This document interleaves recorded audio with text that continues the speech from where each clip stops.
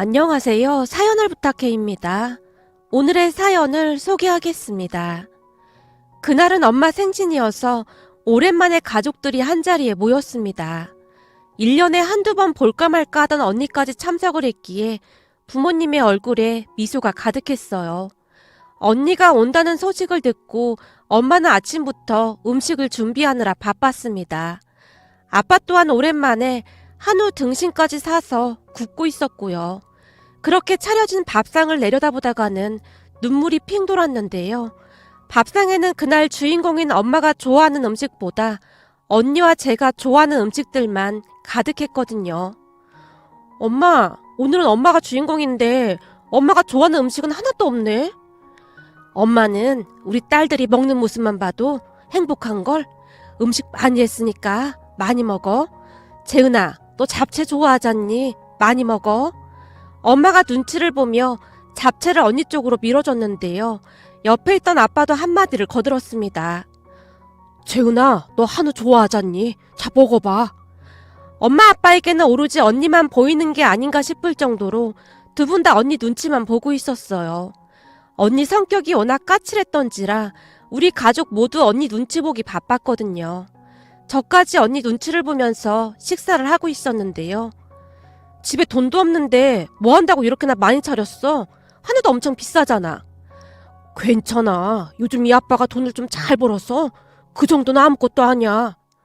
아빠가 다시 잔뜩 언니 눈치를 보며 말을 하고 있었지만 언니는 들은 척도 하지 않고는 밥만 먹고 있었어요. 그 바람에 아빠 얼굴이 시무룩해져 있었는데요. 언니의 성격은 정말 한결같이 찬바람이 쌩쌩 부는 그런 성격이었거든요. 잠시 우리 집 소개를 하자면 우리 집은 재혼 가정입니다. 그러니까 언니와 저는 피 한 방울도 섞이지 않았어요. 배움이 짧았던 아빠는 막노동판을 전전하며 돈을 벌어야만 했는데요. 그러다 보니 며칠씩 집을 비우는 일도 많았고 어느 날 생모가 다른 남자와 눈이 맞아서 저를 두고 집을 나갔다고 했습니다. 아빠는 제 생모가 집을 나간 뒤로 홀로 저를 키우다가 지금의 엄마를 만나서 재혼을 했어요. 그에 비해 언니의 생부는 좋은 대학을 나와서 대기업을 다녔다고 합니다. 하지만 언니의 생부는 엄마와 언니를 참 많이도 힘들게 했다고 하는데요. 술만 마시면 폭주해서 어떻게 감당할 수 있는 정도가 아니었다고 했으니까요. 언니는 그때의 일들을 고스란히 기억하고 있었기에 생부라는 말만 들어도 덜덜 떨며 치를 떨 정도였어요.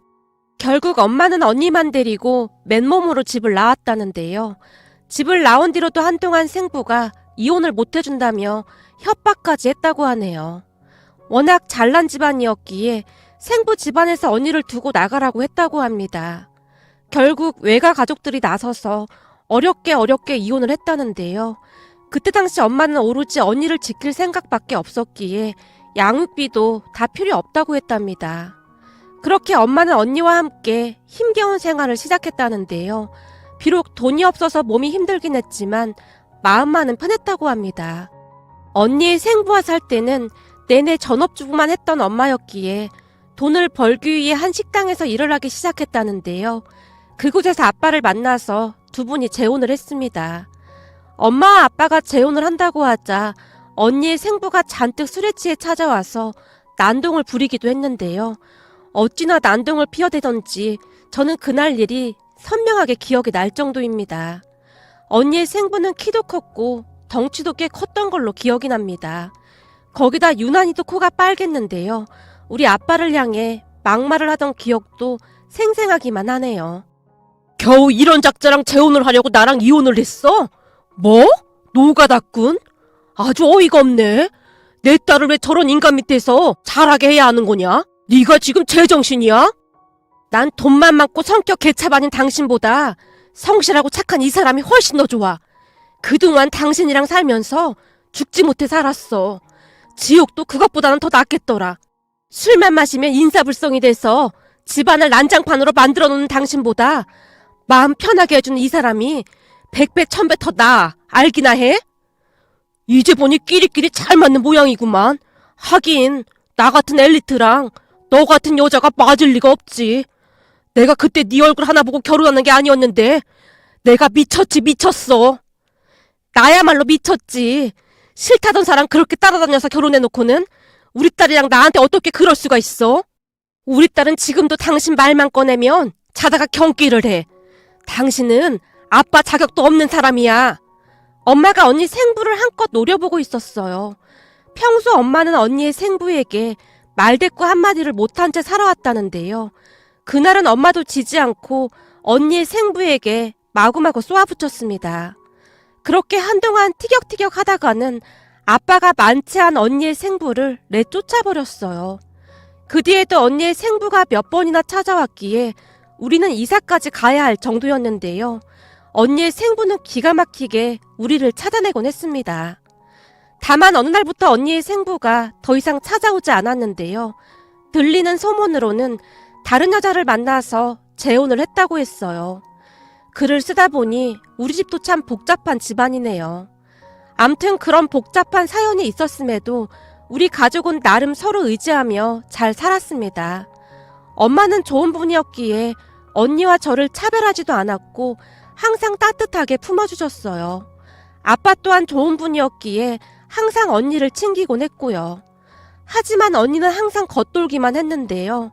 아무래도 생부에게 받은 상처가 컸기에 우리 아빠를 선뜻 받아들이지 못하는 모습이었어요.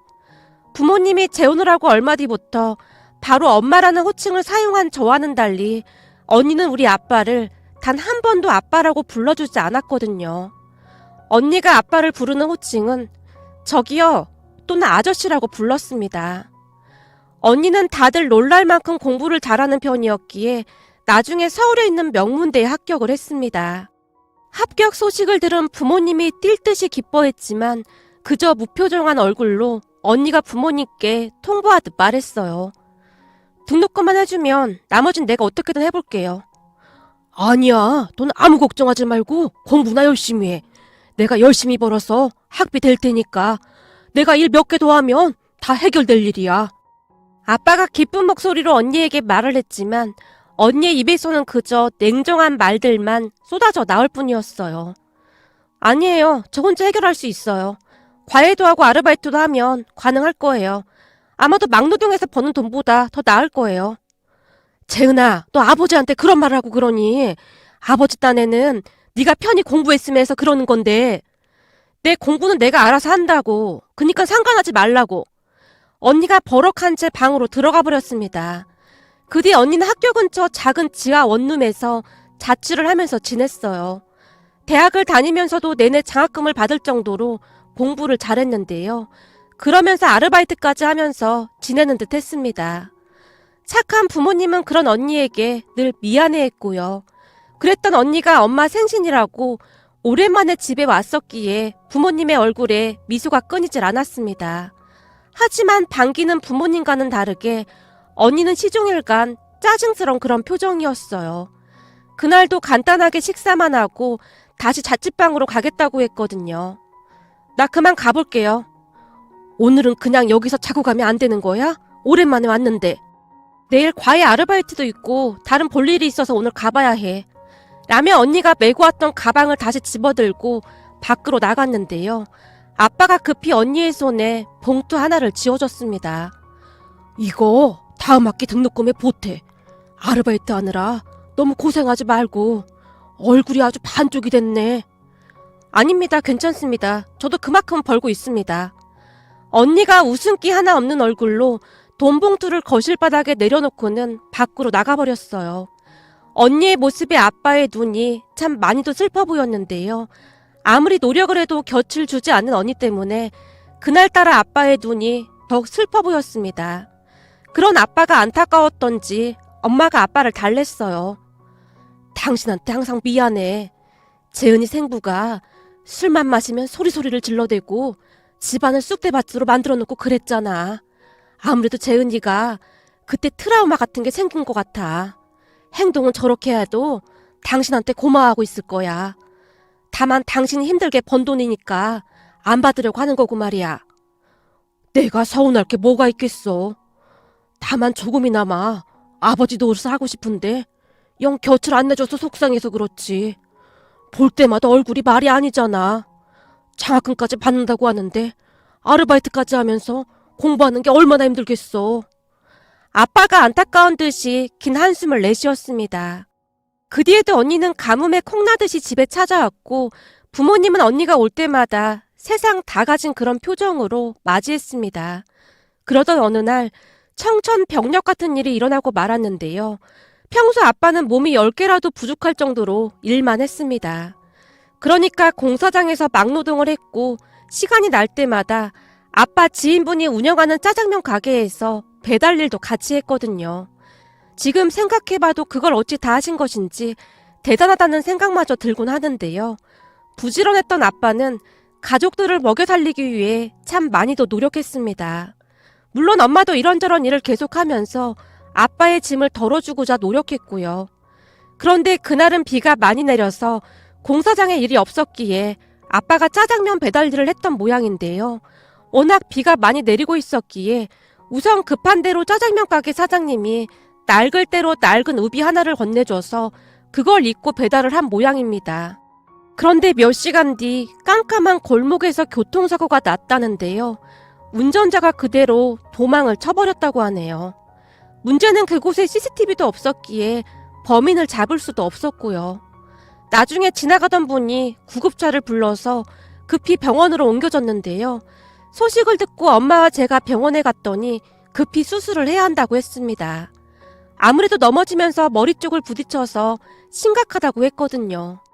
아빠가 수술실로 들어가는 것을 보며 엄마가 저를 끌어안고 통곡을 하다가는 급히 언니에게 전화를 하는 듯 했습니다.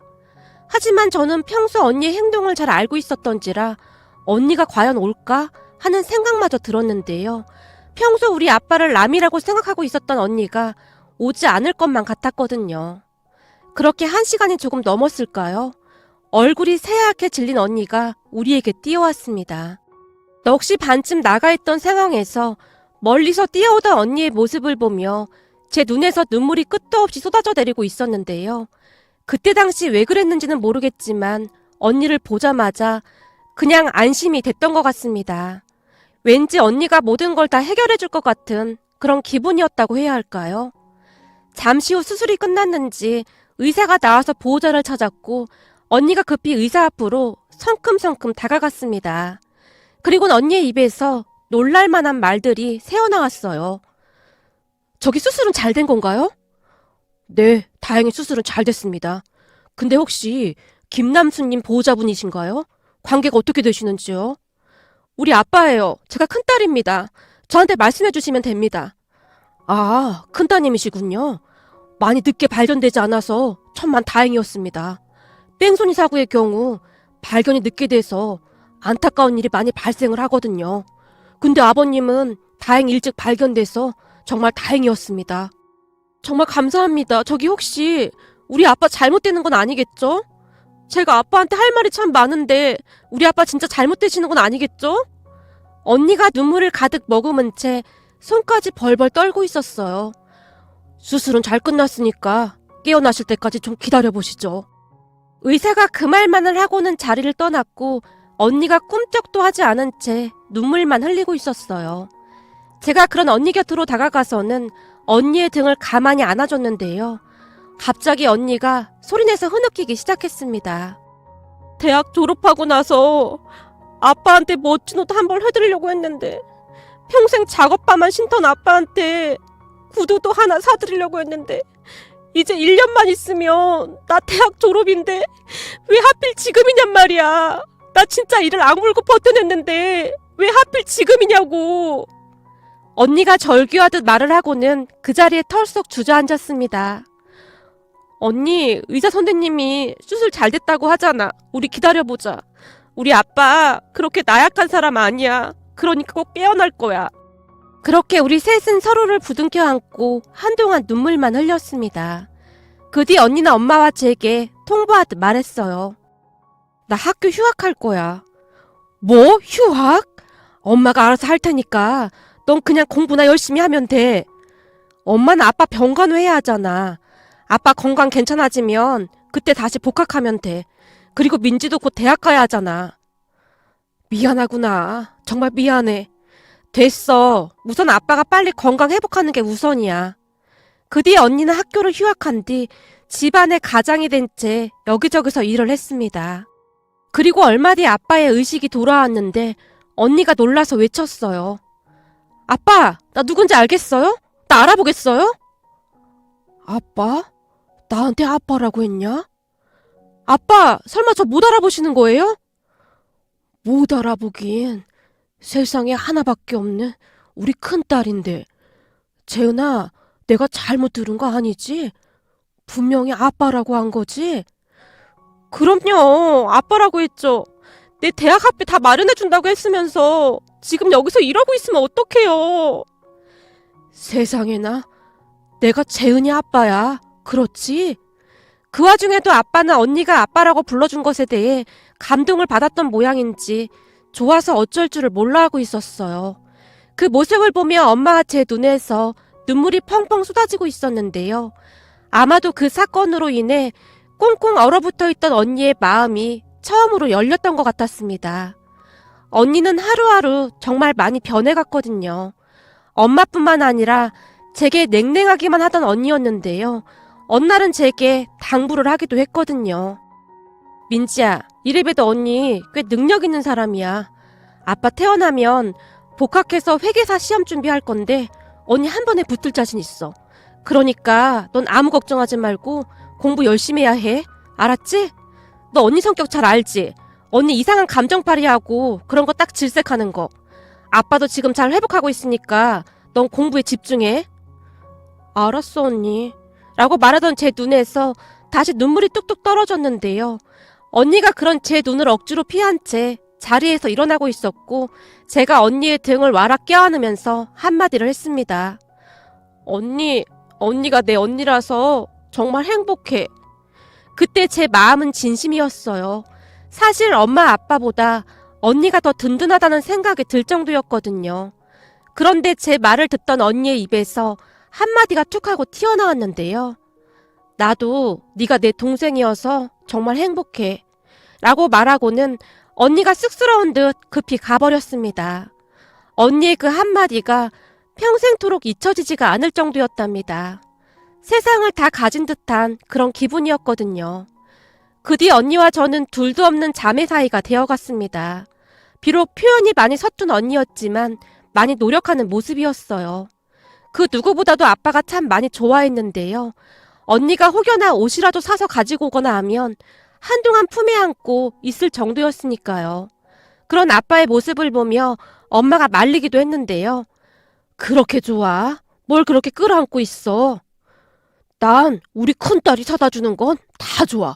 이것 좀 봐. 색깔도 아주 기가 막히잖아. 우리 큰딸이 머리도 똑똑한데 눈썰미도 아주 좋다니까. 사실 내가 이런 말 안 하려고 했는데 눈썰미야 우리 민지를 따라갈 사람이 없지. 우리 민지는 그쪽으로 아주 타고났거든. 사실 그 옷도 당신이랑 좀 안 어울려. 안 그러니 민지야? 저기 그게 나름 괜찮어. 언니가 엄청 오래 골랐다고 하더라고. 거봐, 난 앞으로 잠잘 때도 이 옷만 입고 잘 거야. 아빠가 옷을 끌어안고는 좋아서 어쩔 줄을 몰라 했어요. 얼마 뒤 아빠가 퇴원을 했고 재활치료까지 잘 받고 난 뒤에는 아주 좋아졌습니다. 그리고 언니는 열심히 번 돈으로 아빠의 병원비를 마련했고요. 사실 아빠가 보험 같은 것도 따로 들어놓은 게 없었고 뺑소니 밤을 잡지도 못했으니 병원비를 고스란히 준비해야만 했거든요. 하지만 언니는 그 어느 때보다 더 단단해 보였는데요.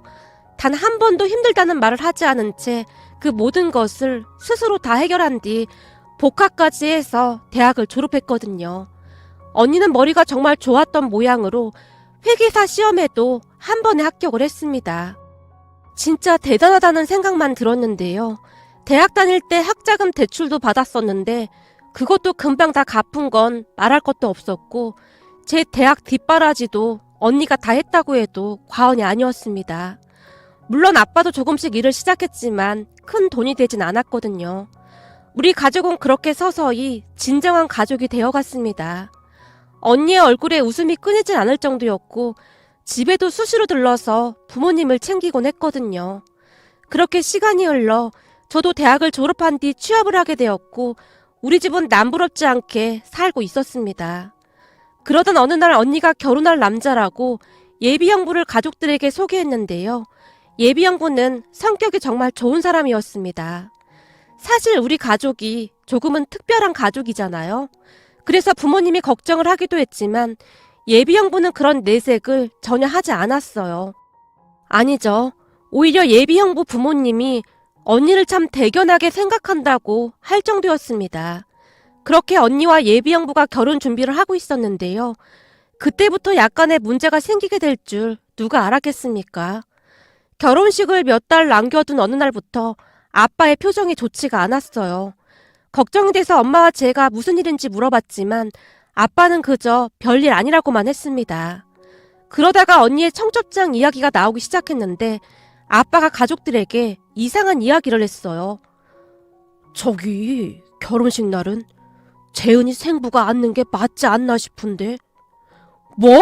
당신 지금 그걸 말이라고 해? 재은이 생부가 어딨어? 재은이 생부는 벌써 오래 전에 우리를 떠난 사람이야. 우리한테는 없는 사람이나 마찬가지라고. 그래도 생부가 멀쩡히 살아있는데 그게 맞지 않을까 싶어. 거기다 나 같은 막노동꾼보다야 번듯한 회사 다니고 있는 생부가 혼주석에 앉는 게 재은을 위해서도 더 나을 것 같고. 아빠가 가족들의 눈치를 보며 말을 하고 있었는데요. 아빠, 그게 무슨 말이야? 나한테 아빠는 지금 내 앞에 있는 아빠뿐이야. 생부? 낳기만 하면 다 부모가 되는 줄 알아? 난 지금도 생부 소리만 들어도 치가 떨려. 지금껏 날 키워준 건 생부가 아니라 아빠잖아. 그러니까 당당하게 생각해. 예비 시부모님도 아빠를 얼마나 대단하게 생각하시는데 내가 들어보니 사위 될 사람 집안이 보통 대단한 게 아니라고 하던데 괜히 나 때문에 네가 무시받고 살지는 않을까 걱정이 되는구나. 평생을 막노동판에서 밥 벌어먹고 사느라 난 손도 이 모양이고 괜시내 사람들이 수군대는 건 아닌지 걱정이 되던 말이야. 아빠, 예비 시부모님이 그런 걸로 문제 삼았다면 난 절대 이 결혼 안 했을 거야. 근데 그런 분들이 아니셔. 정말 좋은 분들이셔. 그러니까 다시는 그런 말 꺼내지도 마. 언니가 그 어느 때보다 단호하게 말을 했어요. 그 뒤 언니는 아빠 이름이 들어간 청첩장을 부모님께 보여드렸고 주변 지인분들에게도 다 돌렸습니다.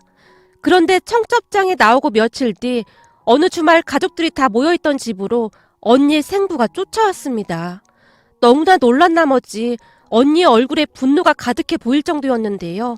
집안에 들어서자마자 언니의 생부가 비틀거리며 아빠에게 고함을 질러댔어요. 입을 열 때마다 술 냄새가 진동을 했는데요. 야, 너 내 말 똑바로 못 알아들었어? 하긴 못 배워 처먹었으니 알아들을 리가 없었겠지. 너 같은 노가다꾼이 어디 내 딸이랑 신부 입장을 해. 넌 우리 딸이랑 피 한 방울 안 섞인 그냥 남이다 그 말이야. 어디서 근본도 없는 게 내 딸 결혼식 혼주석에 떡하니 앉으려고 수작이야 수작이. 내가 며칠 전에 알아듣게 말했잖아. 이럴 땐 네가 알아서 물러서는 게 맞는 거라고. 근데 왜 말귀를 못 알아들어? 당장 안 나가면 경찰 부르겠습니다. 언니의 입에서 그 한마디가 터져나왔어요. 뭐 경찰? 웃기는 소리 하고 있네. 또 회계사 됐다며? 근데 아빠를 신고하겠다고? 그리 한번 해봐라. 한번 해봐. 내가 네 시댁 쫓아가서 다 뒤집어 놓을 테니까. 언니의 생부가 한껏 비아냥거리고 있었는데요. 그 순간 언니가 정말로 경찰에 신고를 해버렸어요. 그 바람에 언니의 생부의 눈이 커질 대로 커져 있었습니다. 뭐야, 이게 아빠를 신고해? 야, 너 진짜 이럴 거야? 그리고 네가 내 핏줄인데 왜 저런 노가다꾼이랑 신부 입장을 해? 나한테 자식이라고는 너 하나뿐인데 당연히 나랑 입장을 해야지. 너 그 청첩장에 내 이름 넣어서 다시 가지고 와. 언니의 생부가 고래고래 소리를 질러댔는데요. 우리 아빠는 그 공사장에서 힘들게 일하시면서 저 대학 졸업까지 시키신 분이에요. 그러니까 말 함부로 하지 마시죠. 난 당신처럼 겉만 뻔지름하고 인간 같지 않은 사람보다 우리 아빠가 훨씬 존경스럽거든? 언니가 생부를 향해 소리쳤고 언니의 생부가 집안을 난장판으로 만들기 시작했는데요. 그 모습을 보던 언니가 제게 짧은 한마디를 했습니다. 민지야, 다 촬영해. 엄마랑 내가 예전처럼 당할 줄 알았나 본데 어림도 없지. 결국 제가 떨리는 손으로 그 모습들을 다 촬영했고 말이죠. 그뒤 언니의 생부는 도착한 경찰관에게 발길질을 해대며 끌려나갔는데요. 언니는 거기서 멈추지 않았습니다. 평소 언니의 생부는 회사에서나 밖에 나가서는 한없이 품위 있게 행동하던 사람이었기에 언니가 망나니같이 미쳐 날뛰던 생부의 모습을 온 세상에 알리겠다며 생부에게 경고 아닌 경고를 했거든요. 그 덕분이었는지는 모르겠지만 그 뒤 언니 생부의 모습은 보이지 않았습니다. 그리고 언니 생부가 왜 그렇게 난리를 피웠던 것인지 나중에 알게 됐는데요. 알고 보니 언니의 생부가 다른 사람과 다시 재혼을 했지만 얼마 가지 않아 또 이혼을 하고 또다시 재혼을 하고 또 이혼을 하는 일을 반복했다고 하네요. 그러다 보니 당연히 언니 말고는 자식도 없었고 말이죠. 그런데 언니가 잘 나가는 회계사가 됐다는 말에 귀가 번쩍했던 모양이었어요.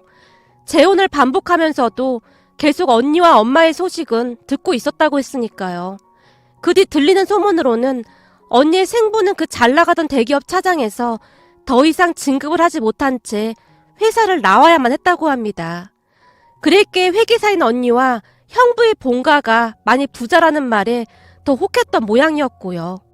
생부라는 사람이 어떻게 그럴 수가 있는 것인지 이해가 되지 않았어요. 그 뒤에도 언니는 생부를 사람 취급도 하지 않은 채 지내고 있는데요. 결혼식장에서 당당히 우리 아빠 손을 잡고 신부 입장을 했습니다. 결혼식장에서 신부 아빠가 참 많이도 눈물을 흘렸다는 말이 나왔을 정도로 아빠는 계속 눈물을 훔치셨는데요. 가족 사진을 찍다가는 언니가 아빠의 눈물을 닦아주며 꼭 안아드리기도 했습니다. 그 모습에 다들 박수를 보내기도 했고요. 옛말에 그런 말이 있잖아요. 피는 물보다 진하다는 말입니다. 하지만 꼭 그렇지만도 않더라고요. 가족 간의 진정한 사랑 앞에서 그게 무슨 소용이 있겠습니까? 요즘 부모님은 조카들 보는 재미로 살고 계시는데요. 이런 게 행복이 아닐까 싶습니다. 오늘의 사연은 여기까지였습니다. 즐겁게 보셨다면 구독, 좋아요 부탁드립니다. 고맙습니다.